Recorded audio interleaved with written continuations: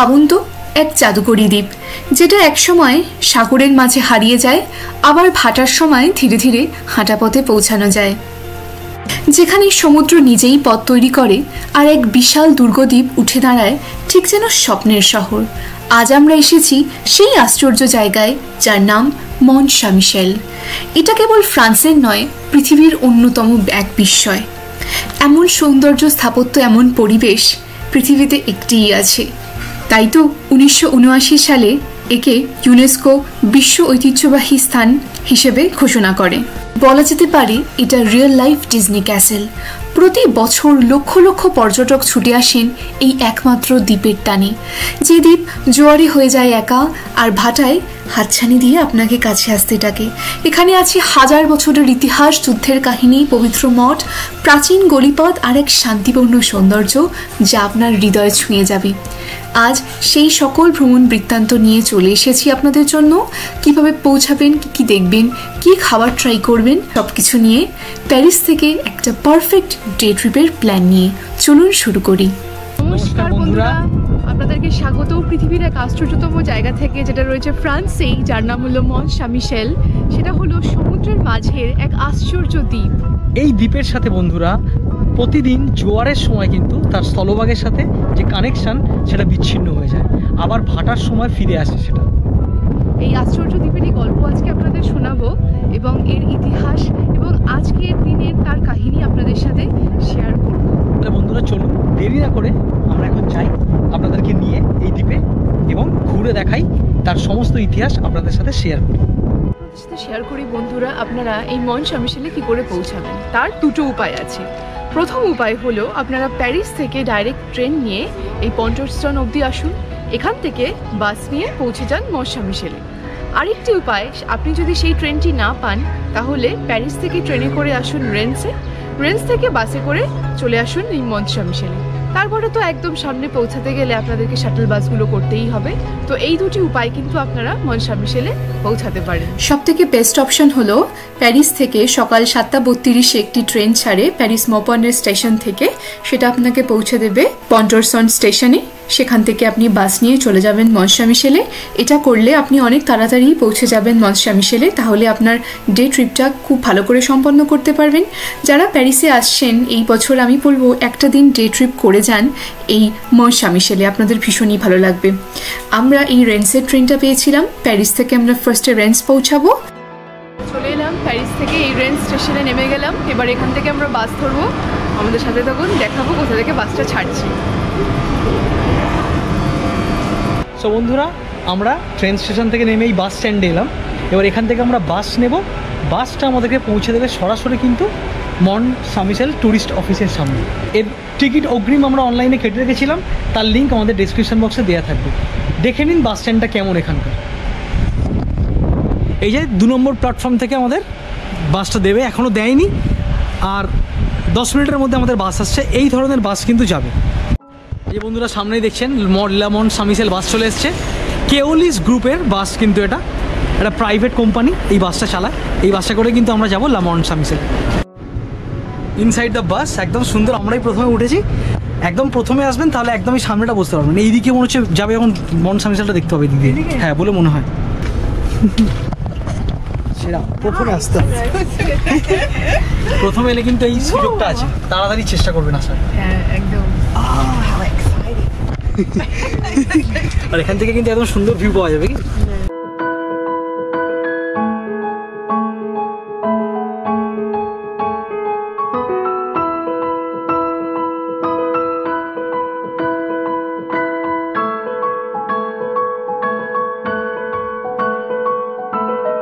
লাগছে? দারুণ এক্সপিরিয়েন্স, প্রথম ভিউ পেয়েছি, খুব ভালো লাগলো। আপনাদেরকেও দেখাচ্ছি, দূরে একটু দেখা যাচ্ছে, খুব সুন্দর লাগছে, দারুণ দারুণ। দেখুন বন্ধুরা, আমরা বাস থেকে নেমে পড়লাম। এইবার নিয়ম হচ্ছে এখান থেকে একটা ফ্রি শাটেল ছাড়ে মন্ট সাঁ মিশেল যাওয়ার। সেই শাটেলে করে মোটামুটি 10-15 মিনিট লাগবে, একদম পৌঁছে যাওয়া যাবে মন্ট সাঁ মিশেলে। তবে আপনারা চাইলে কিন্তু এই রাস্তাটা হেঁটেও যেতে পারেন এনজয় করতে করতে। এখানে খুব সুন্দর মিডো আছে, আমরা আপনাদেরকে দেখাবো সেটা অবশ্যই। তো আমরা এখন সরাসরি শাটেলে করে পৌঁছে যাবো মন্ট সাঁ মিশেল। আগে ঘুরবো, ফেরার সময় আপনার মিডোটাতে যাওয়ার প্ল্যান করছি। এখন ভিডিওতে যাবো এবং গিয়ে দেখাবো আপনাদের এক সুন্দর দৃশ্য। তো আমাদের ভিডিওটা আপনারা দেখতে থাকুন। আশা করছি মন সামিসেল সম্পর্কে আপনাদের সমস্ত তথ্যের উত্তর আমরা এই ভিডিওর মাধ্যমে দিতে পারবো। এই দেখুন শাটেলগুলো যাচ্ছে, সামনেই শাটেল স্টেশন আছে, স্টেশনে আমরা যাব। দেখুন কত লোক আসছেন ওখান থেকে এই ফ্রি শাটেলে করে। এটাই স্ট্যান্ড।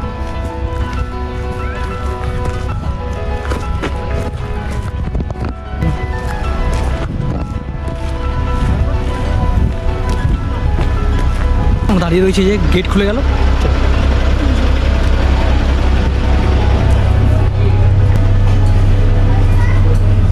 বসার জায়গাটা যে ভেতরটা দেখুন সুন্দর।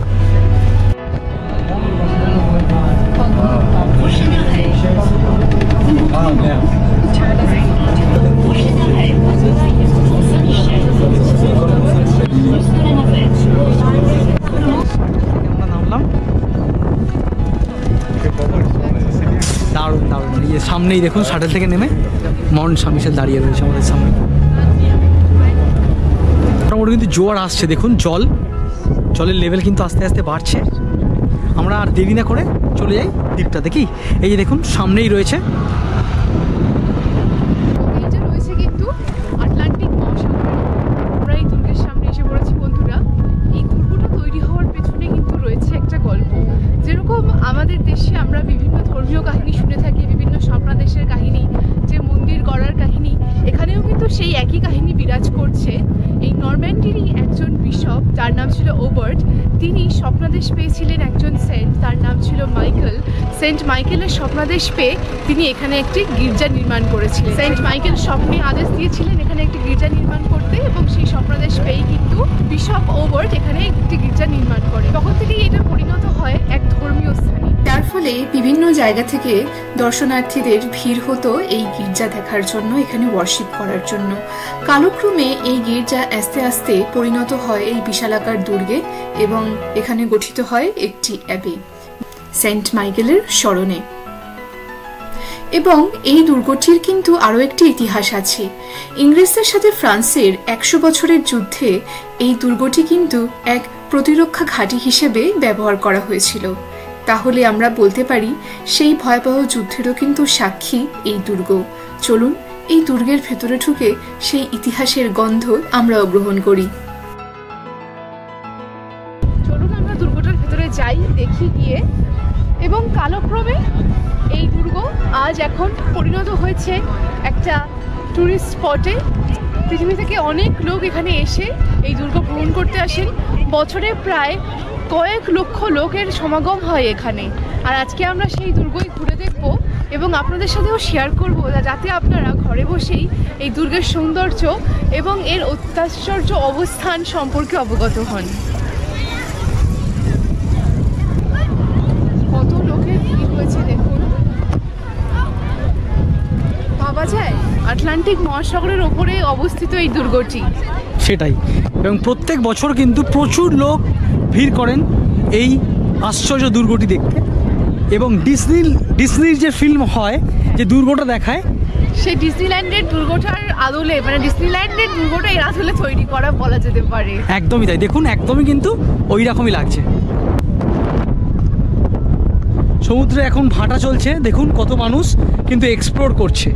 তবে এখানে এক্সপ্লোর করতে গেলে কিন্তু অবশ্যই একটা গাইড নিতে হবে, কি ট্যুর নিতে হয় এক্সপ্লোর করার জন্য। হ্যাঁ, এই যে দেখুন বন্ধুরা, গেটের সামনে আমরা কিন্তু এবার প্রবেশ করছি। এখানে প্রবেশ করছি মন সামিসেল।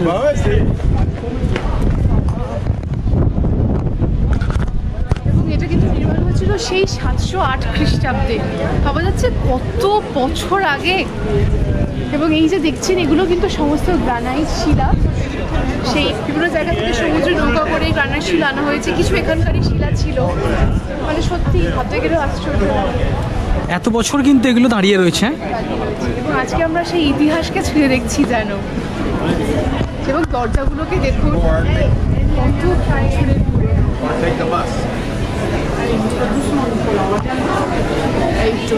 ফেমাস অমলেটের দোকান এটা, এটা আমরা এক্সপ্লোর করবো। দ্য মেহ পোলায়া কিন্তু একটা ফেমাস অমলেট রয়েছে, সেটা এখানেই পাওয়া যায়।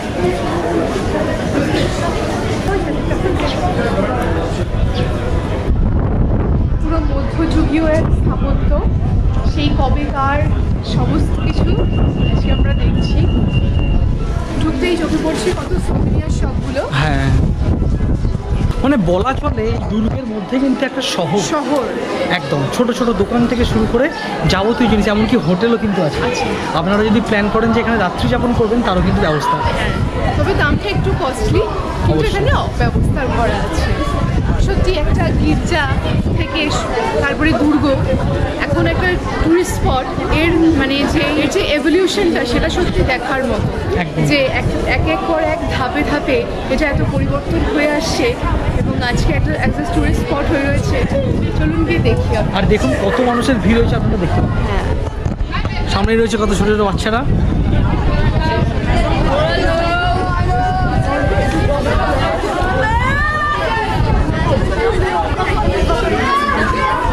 সুন্দর ফুল দিয়ে সাজানো।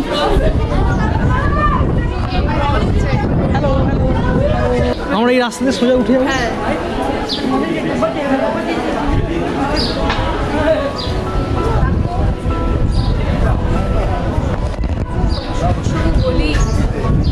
এই দোকানটা কিন্তু ক্রেপের জন্য বিখ্যাত, অনেক দিনের পুরনো এই দোকানটা, আজকে বন্ধ রয়েছে। কি দারুণ! হ্যাঁ,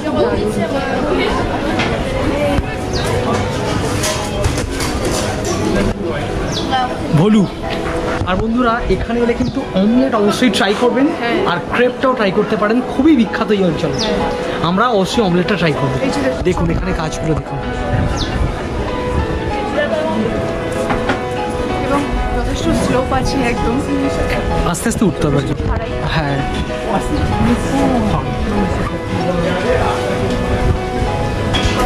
দেখুন এরকম কিন্তু হোটেল রয়েছে অনেক পুরোনো দিনের, সেই মিডিভেল যুগের মতো। হ্যাঁ, মানে বলা চলে সমুদ্রের মাঝে একটি দুর্গ, এবং সেই দুর্গের মধ্যে একটি শহর তৈরি হয়ে গেছে। সেই শহরটাকে ঘুরে দেখা, এবং তার সাথে সাথে এই যে প্রাক্কালে যে গির্জাটি তৈরি হয়েছিল, সেই গির্জাটা এখন একটা অ্যাবেতে পরিণত হয়েছে। মানে অ্যাবে মানে হচ্ছে একটা বড় উপাসনালয়। এখানে কিন্তু এখনও জোর কদমে বর্শিপ চলে, মঙ্কস নানরা থাকেন, তো তাদেরই বাসস্থান বলা চলে এটা। সেটা আমরা দেখব, সেটা কিন্তু রয়েছে একদম টপে। ওয়াও, কি দারুণভাবে ক্যান্ডিগুলো সাজানো রয়েছে। তারা বন্ধুরা মন স্বামী সেলের এই যে জায়গাটা আমরা ঘুরছি, এখানে কিন্তু কোনো এন্ট্রি ফি লাগছে না, এটা ফ্রি টু ভিজিট। আপনারা যদি অ্যাবেটা দেখতে চান, যেটা একদম টপে রয়েছে, তার জন্য একটা এন্ট্রি ফি রয়েছে 16 ইউরো। আমরা আজকে আপনাদের অ্যাবেটা ঘুরে দেখাবো। হ্যাঁ, আর এই অ্যাবের টিকিট আপনারা আগে থেকে যদি অনলাইনে বুক করে আসেন খুব ভালো হবে, কারণ এই জায়গাটা কিন্তু প্রচণ্ড ভিড় হয়ে যায় এবং অনেক টুরিস্টরাই কিন্তু এখানে আসে। তাই আমাদের সাজেশন থাকবে আপনারা অনলাইনেই বুক করে নিন, উপরে আসলে আপনাদের সুবিধা। হ্যাঁ, আর তার লিঙ্কটা আমরা ডেসক্রিপশনে দিয়ে দেবো। একদম, দেখতে থাকুন, খুবই সুন্দর লাগছে। ও ওয়াও,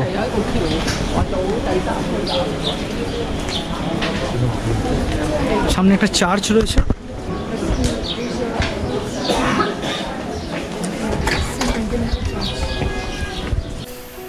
এই চার্চটির ভেতরে আপনারা ঢুকতে পারেন, একেবারে অ্যাডমিশন ফ্রি। এটা সেন্ট মাইকেলের উদ্দেশ্যেই একটি চার্চ বানানো আছে, ভীষণই সুন্দর লাগলো দেখতে। একটা কথা এখানে বলে রাখি, এই সামিশালে আসতে গেলে কিন্তু প্রচুর হাঁটাহাঁটি করতে হবে, তো সেইটা মাথায় রেখে আসবেন। এবং আমরা যে একদম ওপরে উঠবো টপে অ্যাবেতে, সেখানে কিন্তু মানে 350টার মতো সিঁড়ি আছে। সেই এখানে একটা কবরস্থান রয়েছে।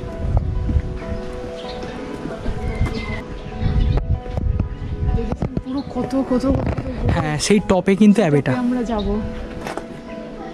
চলো আমরা তাহলে এগিয়ে যাবো। ভীষণই ভালো লাগবে আপনাদের এক্সপ্লোর করতে, যেন মনে হবে একটা পুরো একটা মানে পাহাড়ের মধ্যে একটা ছোট শহর তৈরি হয়ে আছে। বিভিন্ন অলিগলি আছে, সিঁড়ি আছে, একটু রেস্টিং প্লেসও রয়েছে। এখানে একটু বসে রেস্ট নিতে পারেন, লোকের আনাগোনা দেখতে পারেন। তাতে একটু সময় নিয়ে আসতে হবে, তাহলে ভীষণ এনজয় করে ঘোরা যাবে।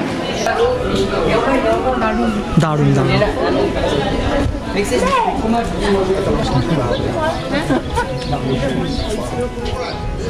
বন্ধুরা এখানে কিন্তু প্রচুর সিঁড়ি আছে, এটা কিন্তু মাথায় রাখতে হবে, আস্তে আস্তে ভেঙে ভেঙে উঠতে হবে। দেখতেই পাচ্ছেন সিঁড়ি, কি বলো, অনেক সিঁড়ি রয়েছে। এই দেখুন অ্যাবের কাছে চলে এসেছি আমরা, এখান থেকে অ্যাবেটা এই যায়, এই সিঁড়ি দিয়ে উঠে যেতে হবে। সিঁড়ি কিন্তু অনেক, কি আস্তে আস্তে আসতে হবে। এখান থেকে খুব সুন্দর লাগছে অ্যাবেটা। এবং অ্যাবের ঠিক চূড়াতে কিন্তু রয়েছে সেন্ট মাইকেলের একটা মূর্তি।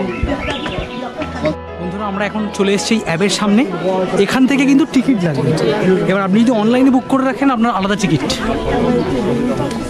আমরা এখন অ্যাবেতে যাচ্ছি, এই পয়েন্টের ওই যে দেখছেন পয়েন্ট, এরপর থেকে কিন্তু ঘুরতে গেলে আপনাদের টিকিট লাগবে। এই পর্যন্ত ফ্রি ছিল, তবে সিঁড়ি অনেক কটাই আছে, আস্তে আস্তে উঠতে হবে।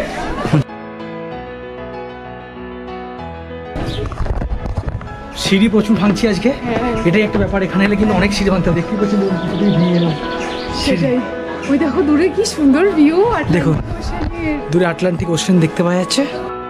এই যে আমরা অ্যাবেতে কিন্তু প্রবেশ করছি এখন।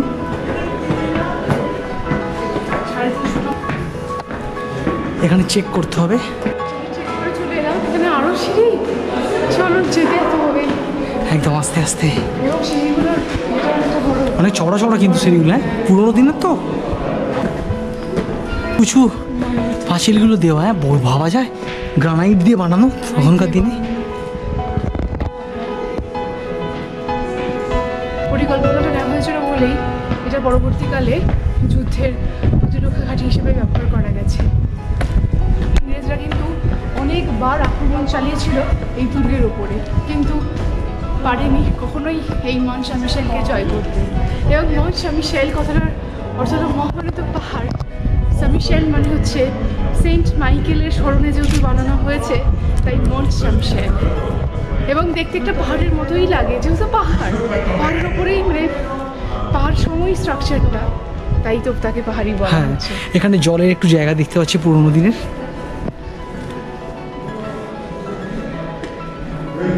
সেই 1300-1400 আমলের জিনিস আমরা আজকে 2025 সালে এসে দেখছি। সেটাই ভাবা যায়, একদমই তাই।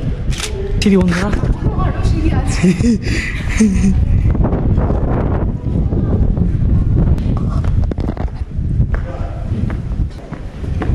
দেখুন কোথা দিয়ে উঠে এলাম, দেখুন আমরা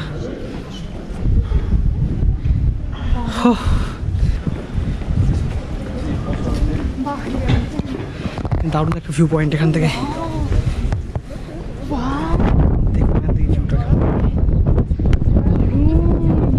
পরে যেন এই ভিউটা দেখে চোখ সার্থক হলো, পরিশ্রমটা সার্থক হলো। একদমই তাই, দেখুন এই মন্ট সান মিশেল অ্যাবে আজ যতটা পবিত্র, একসময় তার ইতিহাস ছিল অনেক অন্ধকার। ফরাসি বিপ্লবের সময় সন্ন্যাসীদের এখান থেকে জোর করে বহিষ্কার করা হয় এবং 1791 থেকে 1836 সাল পর্যন্ত প্রায় 72 বছর এই পবিত্র মঠ ব্যবহার করা হয়েছিল কারাগার হিসেবে। যারা ফরাসি বিপ্লবের সময় সরকারের বিরোধিতা করেছিল তারা এখানে বন্দী ছিলেন। পরবর্তীতে নেপোলিয়ন III শাসনে এই জেল বন্ধ হয় এবং মঠটি ফিরে পায় তার পুরনো ঐতিহ্য। ধীরে ধীরে আবার পর্যটকদের জন্য উন্মুক্ত করা হয়। এই যে দেখুন সেই একদম উপরে মূর্তিটা,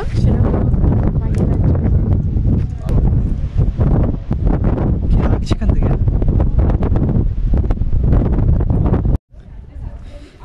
এক কথায় যাকে বলে অনবদ্য, কি এক কথায় যাকে বলে অনবদ্য। ওহ কি লাগছে দেখে। আমরা বন্ধুরা অ্যাবের মধ্যে যাচ্ছি, কেমন লাগছে আপনাদের অবশ্যই কিন্তু জানাবেন। এরকম আশ্চর্য দুর্গ সত্যি কিন্তু পৃথিবী বিখ্যাত, এটা কমই আছে বললে পৃথিবীতে হয়তো নেই। আর এরকম এই জন্য এই জায়গাটি হচ্ছে পৃথিবী বিখ্যাত, সারা পৃথিবীর লোক ছুটে আসে কিন্তু এই জায়গাটা দেখতে। তাই জন্য এই যে আমরা এখন অ্যাবেতে প্রবেশ করছি।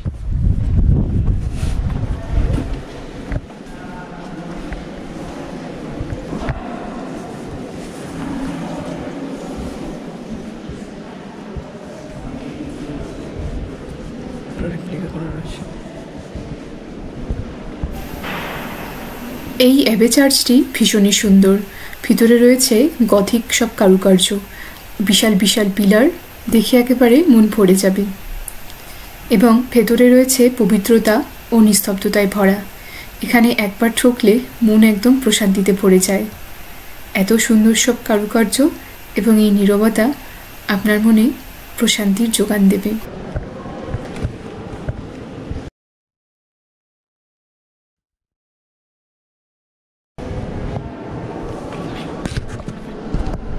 এই অ্যাবে থেকে বেরিয়ে আমরা চলে এলাম একটা মনিস্ট্রিতে, যেখানে মঙ্ক নানরা থাকেন সেই জায়গাটায়।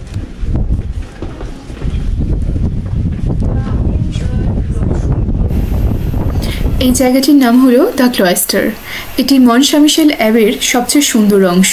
একটি খোলা বাগানের মতো অংশ, যার চারপাশে রয়েছে বড় বড় করিডোর, রয়েছে পাথরের খোদাই করা কিছু স্তম্ভ। এই জায়গাটি মধ্যযুগের সন্ন্যাসীদের জন্য ছিল ধ্যান, প্রার্থনা এবং আত্মবিশ্লেষণের স্থান। এখানে তারা হাঁটতেন, চিন্তা করতেন, ভগবানের সঙ্গে মনোসংযোগ করতেন।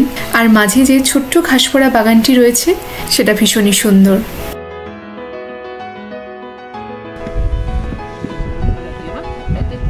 অ্যাবে গার্ডেনের মধ্যে সেরা কিন্তু খুব সুন্দর জায়গা বলে আমি অবশ্যই কিন্তু আসা উচিত। কি এত সুন্দর জায়গায় এবং এত ইতিহাস যেখানে ঘুরে ঘুরে রয়েছে। হ্যাঁ, একদমই তাই। প্রত্যেকটা পয়েন্ট কিন্তু খুব সুন্দর। এখান থেকে আমরা এখন নামছি বন্ধুরা। মোটামুটি আমাদের ভিজিট কমপ্লিট। দেখুন বন্ধুরা কি দারুণ, এত সুন্দর লাগছে। হ্যাঁ, আর দেখুন একটা জিনিস দেখা, এখানে আমরা কামান দেখতে পেলাম। এই দেখুন কামান দেখা যাচ্ছে। ইংরেজদের সাথে ফ্রান্সের যুদ্ধের কিন্তু এটা প্রতীক। এখানে কিন্তু কামান তাক করে দিয়ে করা হয়েছিল, কামান দাগানো হয়েছিল এবং ইংরেজদেরকে রুখে দেওয়া হয়েছিল। কত প্রাচীন না জায়গাটা। আপনাদের কিন্তু গোটা একটা দিন সময় লাগবে পুরো ভালো করে ঘুরে ঘুরে দেখতে। এবং যেহেতু জায়গাটা পুরো পাহাড়ি জায়গা, পাহাড়ি বলা চলে, যার ফলে একটু রেস্ট নিয়ে নিয়ে দেখতে হবে, যার ফলে কিন্তু সময়টা একটু লাগবে। পুরো একটা গোটা দিন রাখুন আর কি। এবং প্যারিস থেকে আপনারা চাইলে কিন্তু ডে ট্রিপও করতে পারেন। হ্যাঁ, ডে ট্রিপ কিন্তু অনায়াসে করা যায়। আর আপনারা যখন আমাদের চ্যানেল ফলো করছেন, সেই সমস্ত তথ্য তো আমরা দেবোই আপনাদের জন্য। আপনাদের কোনো চিন্তা নেই, আমরা বিশদে সব কিছু জানিয়ে দেবো এই ভিডিওতেই।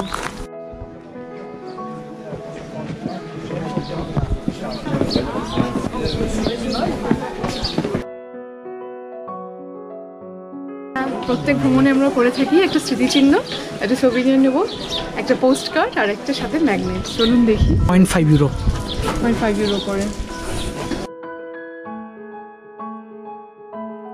এখানে একটা গিফট শপ, এখানকার বিস্কুট যে বিখ্যাত মন্ট সাঁ মিশেলের, সেই বিস্কুট কিন্তু পাওয়া যাচ্ছে এখানে। সুন্দর একদম দেখুন, গিফট প্যাক হিসাবে বিস্কুট। মন্ট সাঁ মিশেল এসে কিন্তু বিস্কুট ট্রাই করবেন, এখানকার বিস্কুট খুব বিখ্যাত। এবং গিফট প্যাক হিসাবে বিস্কুট পাওয়া যাচ্ছে। দারুণ হাওয়া দিচ্ছে।